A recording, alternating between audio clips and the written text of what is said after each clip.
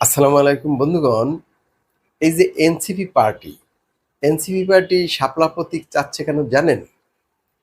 একটা বিরাট কারণ আছে।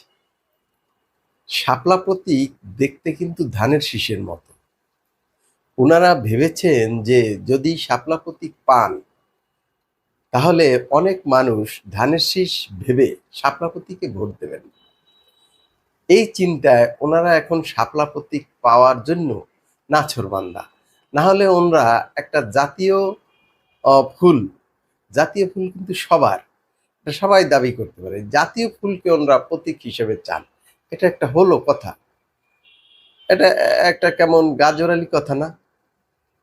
আমার যা মনে হচ্ছে যে ওনাদের মনের মধ্যে এই চিন্তা যে শাপলা প্রতীক ধানের শীষের মতো করে দেখতে, এটা নিলে অনেকে ওখানে ভোট দিয়ে ফেলবে। ভালো থাকবেন সবাই।